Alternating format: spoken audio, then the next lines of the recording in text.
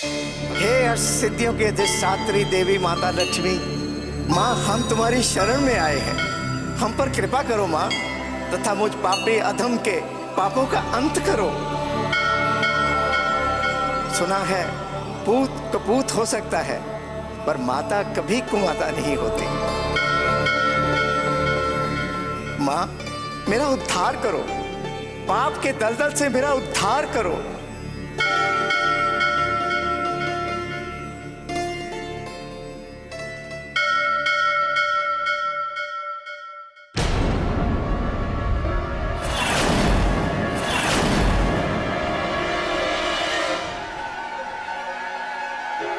ऋषि, उस दिन तो तुम हमारे हाथों से बच गए थे, किंतु आज तुम्हारी मृत्यु निश्चित है। इस बार हम अपने गुरु शुक्राचार्य की कौप के भाजन कदापि नहीं बनेंगे।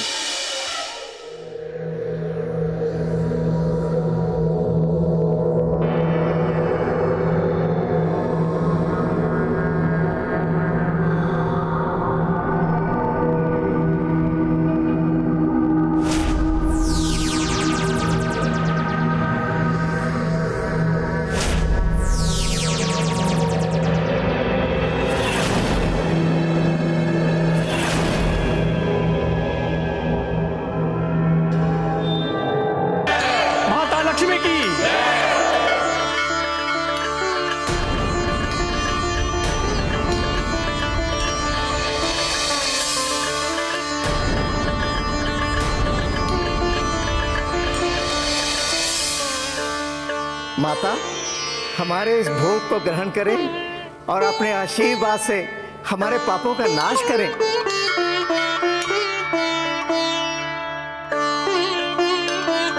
ऋषि, अब तुम्हारी माता केवल तुम्हारे पापों का ही नाश नहीं, बल्कि तुम्हारा भी नाश करेंगी।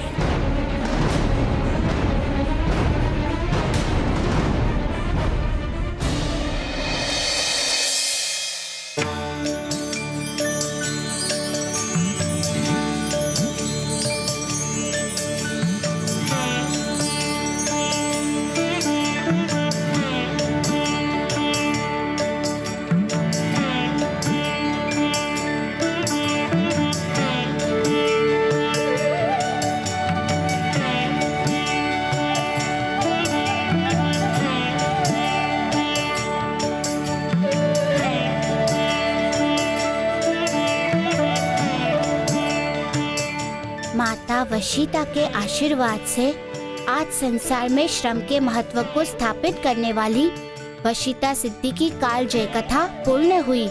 उनके अध्ययन एवं श्रवण से मनुष्य के भीतर श्रम के प्रति एक नई स्फूर्ति जागृत होंगी। श्रम के प्रति एक स्नेह उत्पन्न होगा। श्रम करने के लिए वो प्रेरित होगा। उसे ये ज्ञात होगा कि परिश्रम ही वो संसाधन है जिससे सब कुछ अर्जित किया जा सकता है। उसे ये भी ज्ञात होगा कि ये ऐसी पुण्यदायिनी कथा है जिसके श्रवण से मनुष्य के पाप नष्ट होंगे तथा अंत समय में वो मोक्ष की प्राप्ति भी करेगा। किंतु इतनी सारी कल्याणकारी कथा लोगों तक पहुँचेगी कैसे? कौन पहुँचाएगा इसे? कैसे पहुँचाएगा? यदि लोगों तक पहुँचेगा नहीं तो इस कथा को मेरे लिखित बद्ध करने का क्या लाभ होगा? कौन उचित है ऐसा व्यक्ति जो इसे सबके पास पहुंचाए? हाँ, एक व्यक्ति है जो इसे जन जन तक पहुंचा सकता है।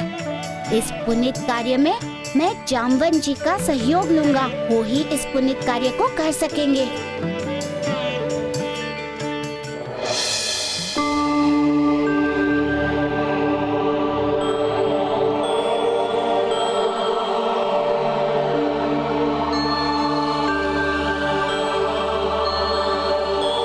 महाबली काका, महाबली काका, महाबली काका।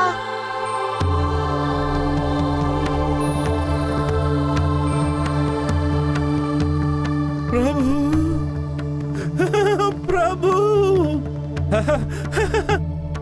मेरे प्रभु हनुमान जी का स्वर है। आज इतने समय बाद मेरे प्रभु के मधुर स्वर सुनाई दिए हैं। आज इतने दिनों बाद आपने मेरी सुधि ली है प्रभु। मुझे ऐसे मत बिसारिए प्रभु, मुझे ऐसे मत बिसारिए। इन नैनों को अपने दर्शन दीजिए प्रभु। ये नैन आपके दर्शन को तरस गए हैं प्रभु, तरस गए हैं। इतने समय तक मैं आपको देखे बगैर नहीं रह सकता हूँ प्रभु, दर्शन दीजिए। उसी दूरी को तो मिटाने के लिए मैंने आपको याद किया है। आपके बिना मैं भी कहाँ पूर्ण हुआ हूँ काका। मुझे आपकी बहुत आवश्यकता है। आज्ञा दीजिए प्रभु, मुझे क्या करना है प्रभु, आज्ञा दीजिए।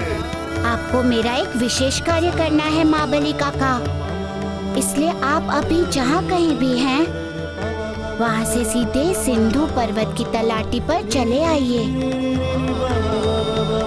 मैं आपकी प्रतीक्षा कर रहा हूँ। हाँ, जैसी आपकी आज्ञा प्रभु। मुझे तो प्रभु के दर्शन होंगे, मुझे तो प्रभु के दर्शन होंगे।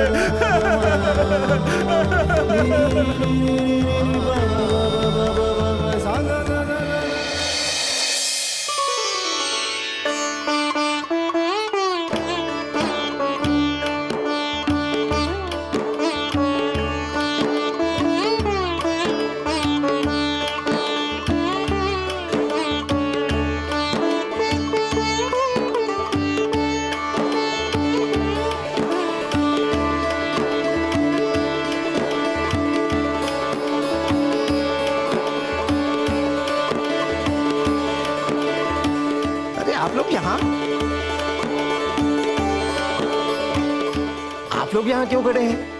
लीजिए, आप भी प्रसाद लीजिए।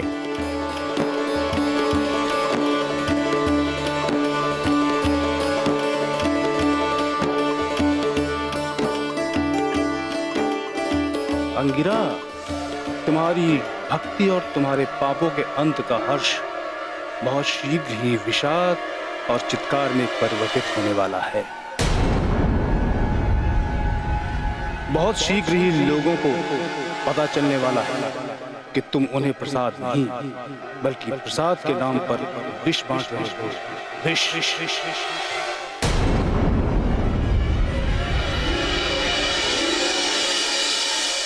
अरे क्या हो गया इन्हें? क्या हो गया? यहाँ से कैसे गिर पड़े?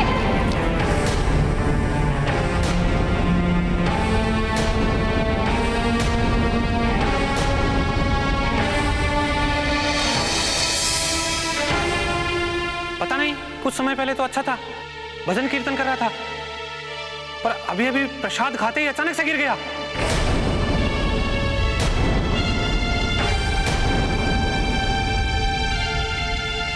मैं समझ गया इनके गिरने का कारण। कोई भी प्रसाद ग्रहण मत करना, इसमें विष है।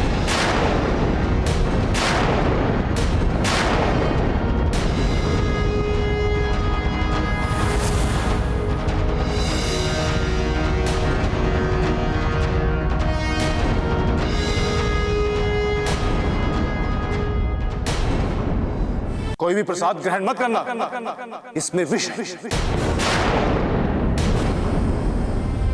हाँ हाँ,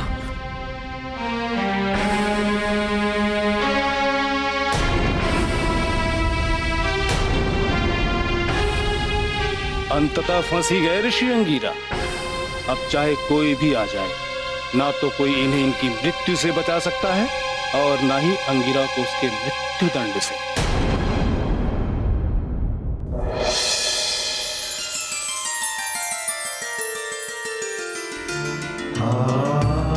प्रभु, इतने दिनों के बाद आपके दर्शन के सौभाग्य प्राप्त हुए हैं। पलके बिछाए रखता था प्रभु, आपके आने के वाट में, किंतु मेरा दुर्भाग्य था प्रभु कि वो क्षण मेरे जीवन में आया ही नहीं।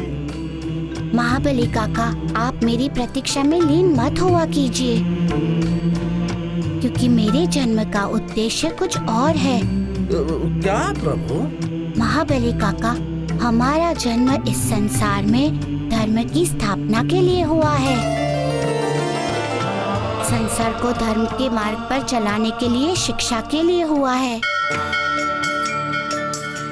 इसलिए मैं उस पुनीत कार्य को करने के लिए विवश हूँ। कौन सा पुनीत कार्य प्रभु? मुझे भी इस विषय में कुछ बताइए प्रभु। मैं 9 निधि को प्राप्त करने हेतु कार्यरत हूँ महाबली काका। अच्छा, ये तो बहुत ही कल्याणकारी कार्य है प्रभु। आपने 9 निधियों को प्राप्त कर लिया?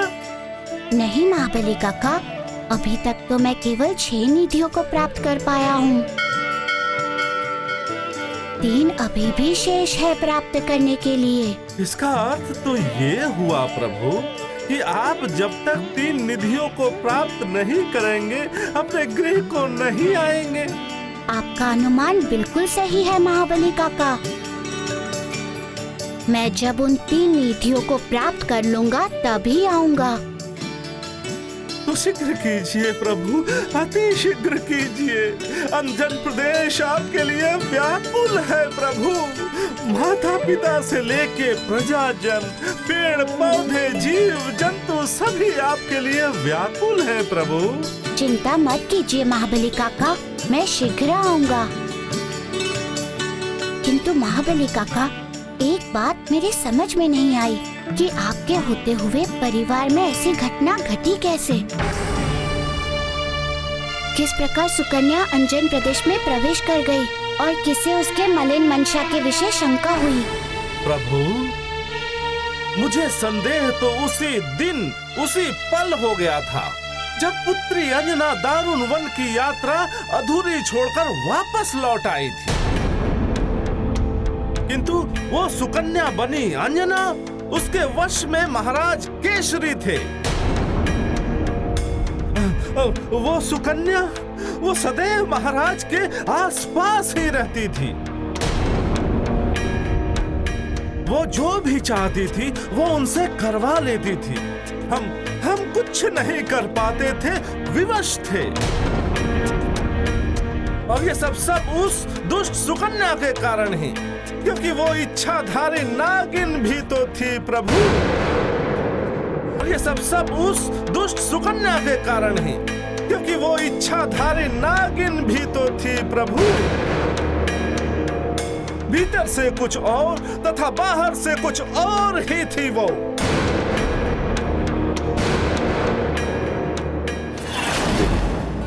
अच्छा हुआ कि आप यात्रा पर नहीं गई और बीच मार्ग से ही लौट आई।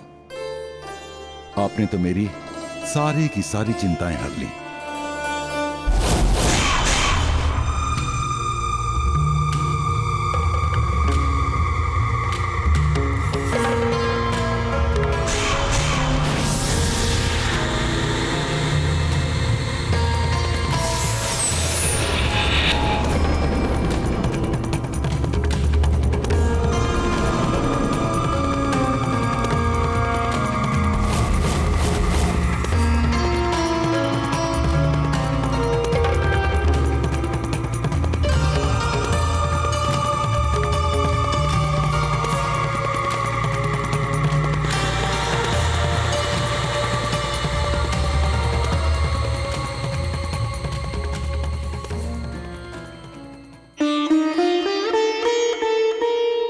स्वामी, देखिए मैं आपके लिए कितने मीठे बेर लाई।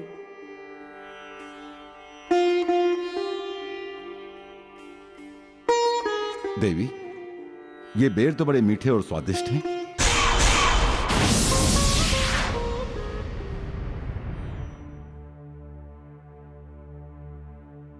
महाराज, मुझे आपसे एक बात करनी थी। हाँ देवी, अवश्य कहो, क्या बात कहनी है?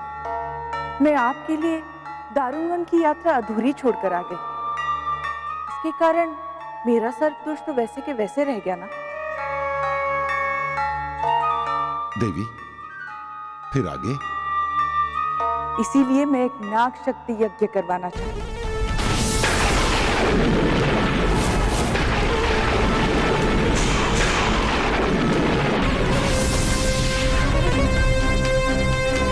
नाग शक्ति यज्ञ?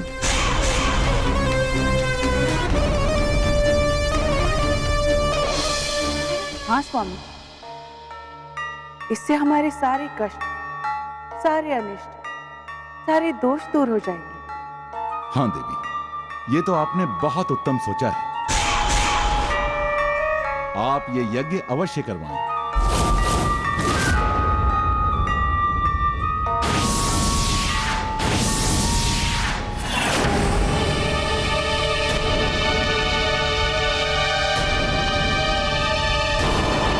पुरोहित जी,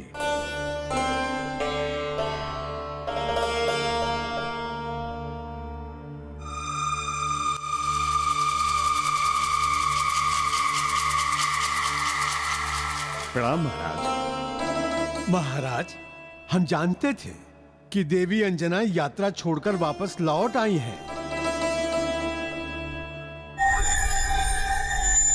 और वो अवश्य ही किसी अनुष्ठान अथवा यज्ञ के लिए सोच रही होंगी। इसीलिए अनुष्ठान की शुभ तिथि के निर्धारण हेतु हम पुरोहित जी को साथ लेकर आए हैं।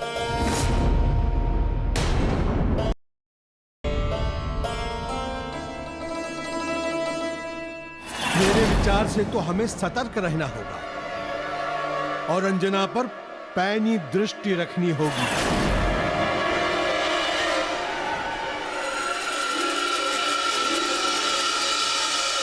पुरोहित जी, आप शीघ्र ही नाग शक्ति यज्ञ की एक शुभ तिथि बताइए। नाग शक्ति यज्ञ? किंतु क्षमा करें महाराज, नाग शक्ति यज्ञ नाग के प्रभाव की वृद्धि के लिए होता है।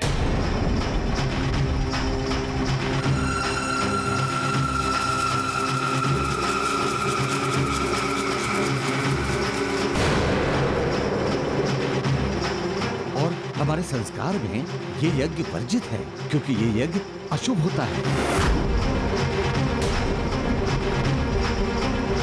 इसे आप क्यों करवाना चाहते हैं महाराज?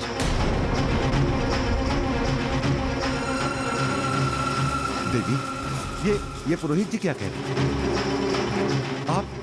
आप नाग शक्ति यज्ञ के विषय में ही कहना चाहती थी ना?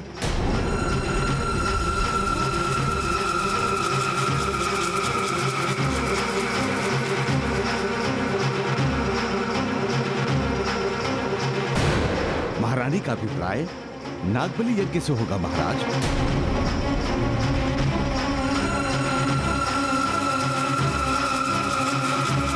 इस यज्ञ से सर्प दोष दूर होता है। हाँ, यही सर्प दोष दूर करना है। पुरोहित जी, आप शीघ्र ही नाग बलि यज्ञ की शुभ मुहूर्त देखें।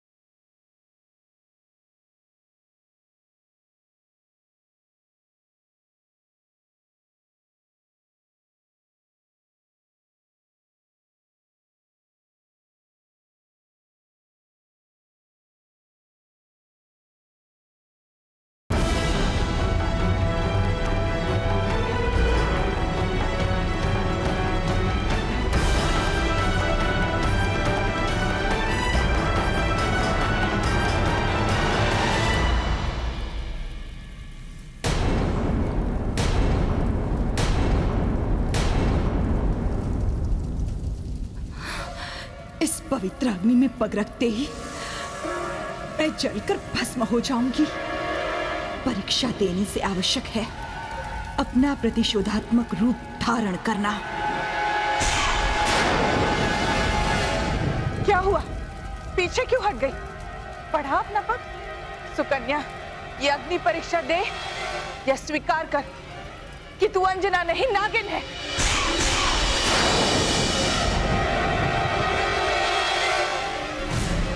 हाँ, हाँ, मैं है सुकन्या, सुकन्या, मैं अंजना नहीं, सुकन्या, सुकन्या, मैं है सुकन्या, सुकन्या, मैं अंजना नहीं, सुकन्या, सुकन्या, सुकन्या।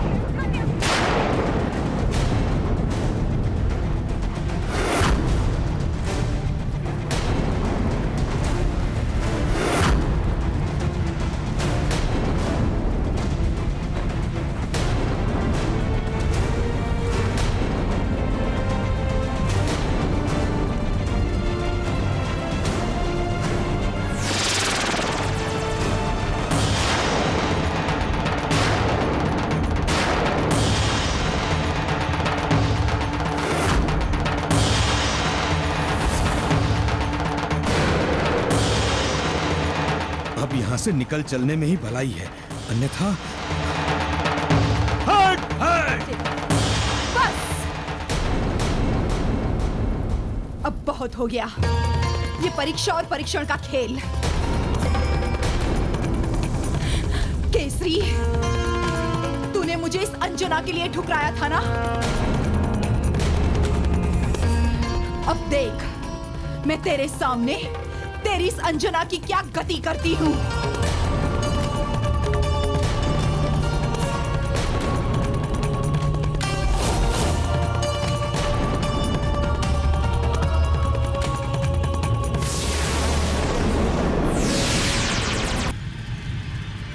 केसरी, अब तेरी अंजना का उपचार संसार का कोई भी वैद्य नहीं कर सकता, क्योंकि इसे मैंने डसा है।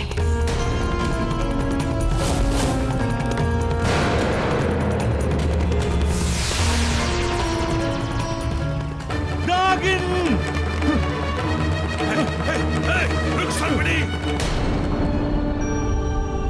किंतु प्रभु, पुत्री अंजना के सतीत्व के सामने वो दुष्ट नागिन पराजित हुई,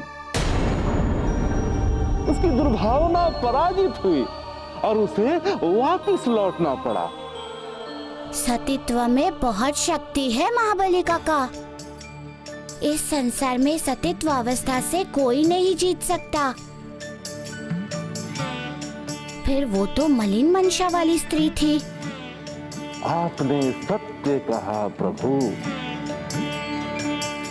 ये तो पुत्री अंजना की सतीत्व की शक्ति ही है जो अपने ऊपर आए समस्त संकटों पर विजय प्राप्त कर देती। इसीलिए तो शास्त्र में अंकित है कि धर्म के राह पर सदैव अडिग रहना चाहिए, ताकि जिसका जो भी धर्म हो वो धर्म की राह को कभी त्यागनी नहीं चाहिए, ताकि कितनी भी कठिन या प्रतिकूल परिस्थितियां भी क्यों ना आ जाए। हाँ हाँ प्रभु, धर्म से डिगना पराजय को निमंत्रण देना है।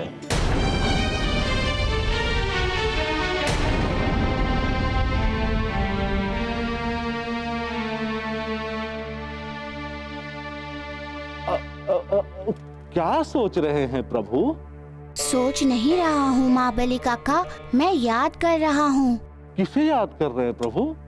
अपनी अनाया माता की श्रुति खड़ी हो गई। कैसी है मेरी माता? प्रभु, उनकी दिवस और रात्रि आप ही को याद करते करते व्यतीत होती है प्रभु। आठों प्रहर बस आपके लौटने की प्रतीक्षा करती रहती है प्रभु। नवनीतियों को प्राप्त कर कर ही मैं उनके पास आऊंगा और उनका दर्शन करूंगा। कभी कभी मैं भी विभोर होता हूँ उनके दर्शन पाने को। समझ सकता हूँ प्रभु, किंतु भावनाओं से ऊपर है कल्याणकारी कार्य। हाँ काका, तभी तो। प्रभु, बातों के क्रम में मैं तो ये पूछना ही भूल गया कि आपने किस विशेष कार्य हेतु मुझे याद किया है। महाबली काका, हम इस संसार में अधर्म के विरुद्ध एक युद्ध लड़ रहे हैं, इसलिए ये आवश्यक है कि इस संसार में धर्म का प्रचार आवश्यक हो, जिसके लिए मैंने अष्ट सिद्धि की कथा को सम्मिलित किया है। ये लीजिए महाबली काका।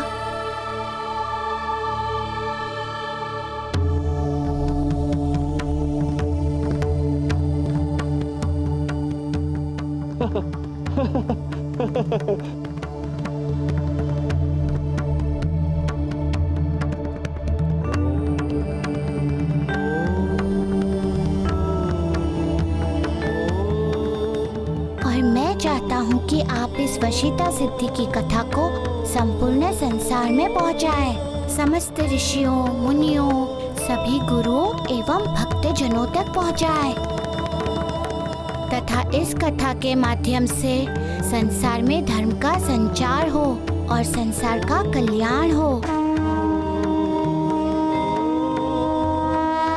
प्रभु, ये तो अति फलदायी एवं शुभ कार्य है प्रभु। मैं धन्य हुआ प्रभु, मैं धन्य हुआ जो आपने इस कार्य हेतु मुझे चुना है प्रभु।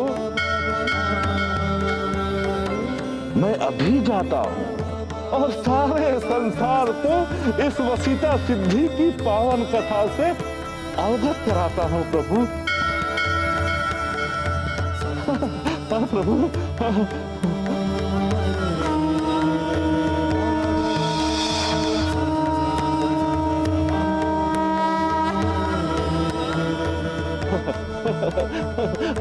प्रणाम प्रभु।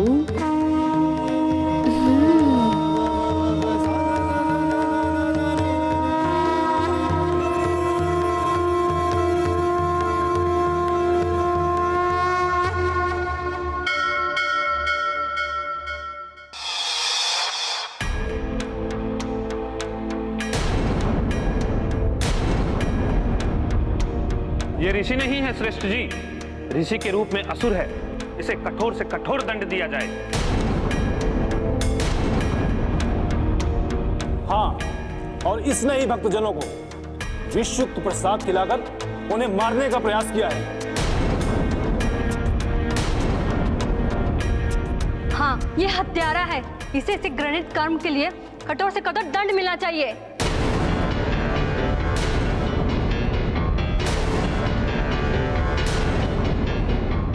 ये मुझ पर झूठा आरोप है। ना ही मैंने विष में लाया है और ना ही किसी की हत्या की है। मैं निर्दोष हूँ, मैं निरपराध हूँ। हत्यारा है ये, हत्यारा है ये, हत्यारा है ये।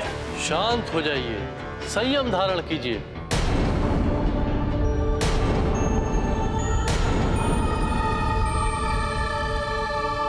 यह ऋषि हत्यारा है, इसे इसका दंड अवश्य मिलेगा। और इसका एक ही दंड है। जिस प्रकार इसने लोगों को विषयुक्त प्रसाद खिलाकर उनकी हत्या की है, उसी प्रकार वही प्रसाद इसे भी खिलाया जाएगा।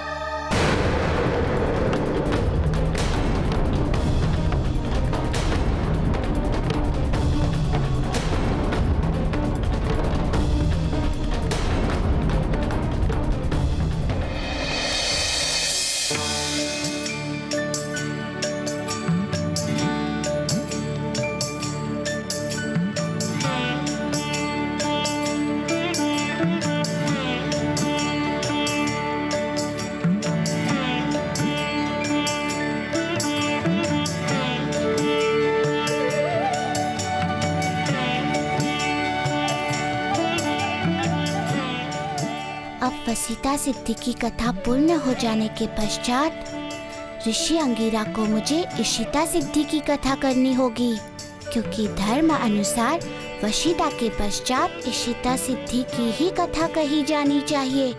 जिस प्रकार वशीता सिद्धि का आधार श्रम की महत्ता थी, इसी प्रकार इशिता सिद्धि की कथा का आधार स्त्री एवं स्त्री सम्मान है। उसी कथा से ये तथ्य संसार के समक्ष प्रकट होगा कि स्त्री पूजनीय है, शक्ति का स्वरूप है। स्त्री का सम्मान करना हमारा परम धर्म है, क्योंकि जहाँ पर स्त्री की पूजा होती है उनका सम्मान होता है। वहाँ के लिए कहा गया है कि यत्र पूजयन्ति नारीस्तु तत्र रमन्ते देवता, अर्थात जहाँ कभी भी नारी की पूजा होती है वहाँ देवता वास करते हैं। किंतु ऋषि अंगिरा अब तक है कहाँ? उन्हें तो प्रसाद वितरण कर अब तक आ जाना चाहिए था।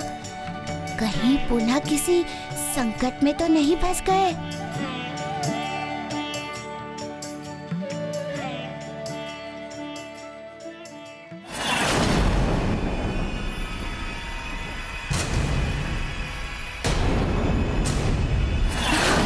ऋषि अंगिरा संकट में है, मुझे उनकी सहायता करनी होगी, नहीं तो अनर्थ हो जाएगा।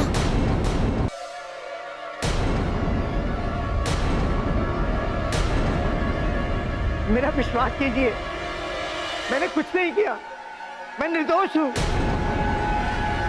पाखंडी ऋषि, अपना मुख बंद रख, स्पष्टीकरण मत दे।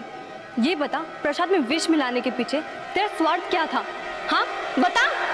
मेरा कोई स्वार्थ नहीं था, अतिरिक्त इसके कि मैं माता लक्ष्मी की पूजा कर अनुष्ठान की पूर्ति के लिए भक्तजनों में प्रसाद वितरित करूं। विष मिला हुआ प्रसाद नहीं?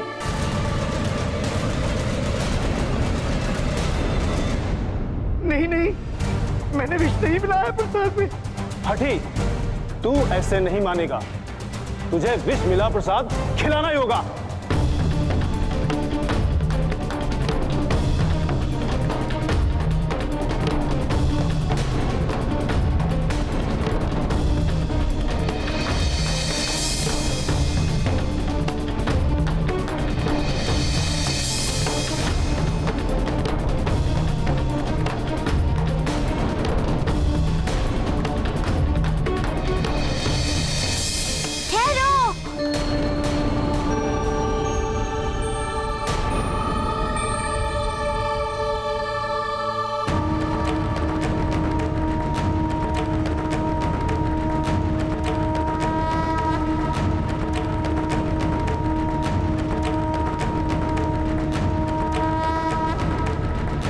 क्या अनर्थ करने जा रहे हो तुम लोग?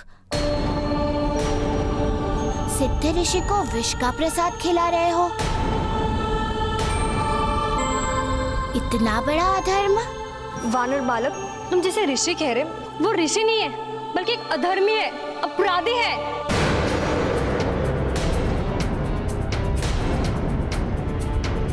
वानर बालक, ये देवी सत्य कह रही है।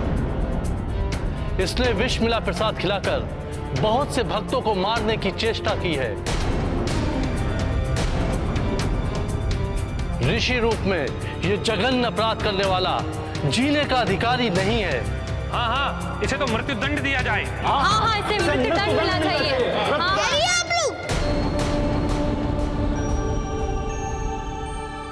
आवेश में मत आइए, क्योंकि आवेश सदैव ही विनाश एवं हानि का कारण होता है। आप लोग इनके अपराध के विशेष में इतने विचलित क्यों हैं? क्या किसी ने भी इन्हें विष मिलाते हुए देखा है?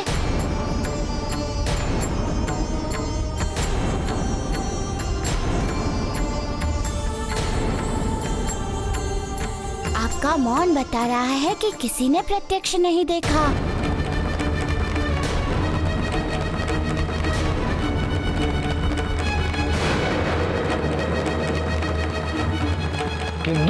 किंतु प्रसाद तैयार तो इसी ने किया था। तो फिर प्रसाद में विष कौन मिला सकता है? तो इसका अर्थ ये थोड़ी ना हुआ कि विष भी इन्होंने ही मिलाया हो। तो फिर कौन मिला सकता है प्रसाद में विष? ये तो जांच का विषय है सरपंच जी। ये वानर बालक इसका पक्ष ले रहा है श्रेष्ठ जी। नहीं बंधु, मैं पक्ष इनका नहीं ले रहा हूँ। मैं पक्ष केवल उनका ले रहा हूँ जो न्याय संगत है। मैं नहीं चाहता कि आपके हाथों कोई अनर्थ हो, किसी निरपराध को दंड देने का अधर्म हो, तथा आप सब बिना कारण पाप के भागी बन जाए। तुम्हारे कहने का अर्थ है कि हम सब झूठ बोल रहे हैं? मैंने ये थोड़ी ना कहा। जब नहीं कहा तो जो हम कह रहे हैं वो सुनिए। ये ऋषि एक अपराधी है और इसे दंड स्वरूप ये विष का लड्डू इसे खाना ही होगा।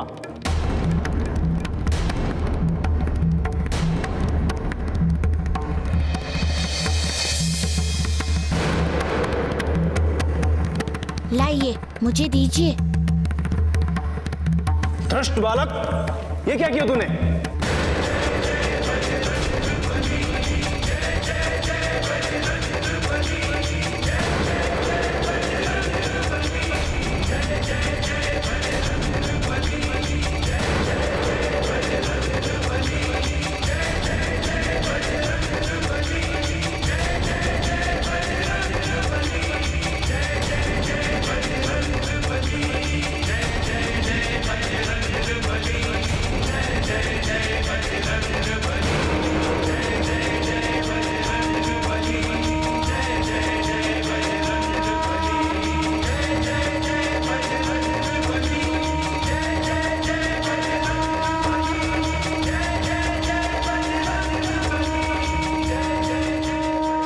सरपंच जी, ये सत्य है कि प्रसाद में विष मिलाया गया है।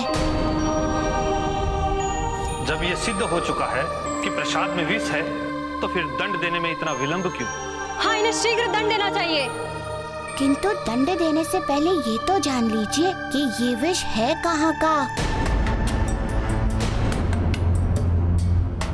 किंतु ये विष आया कहाँ से? विष इन्होंने नहीं, जो पाताल लोक से आया होगा वही विष लेके आया है। पाताल लोक का विष? इसका अर्थ? इसका अर्थ यहाँ हमारे मध्य कोई असुर है,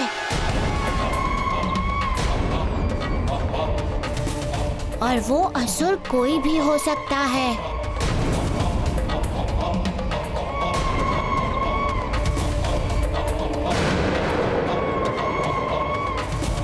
असुर यहाँ और कोई नहीं, ये ऋषि है, ऋषि। इसका निर्णय भी अभी हो जाएगा।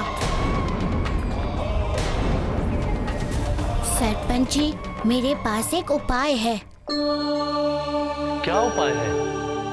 असुर कभी भी पूर्ण आहुति के सामने नहीं टिके, इसलिए हम एक अनुष्ठान करेंगे जिसके माध्यम से जो भी असुर होगा वो हमारे सामने आ जाएगा।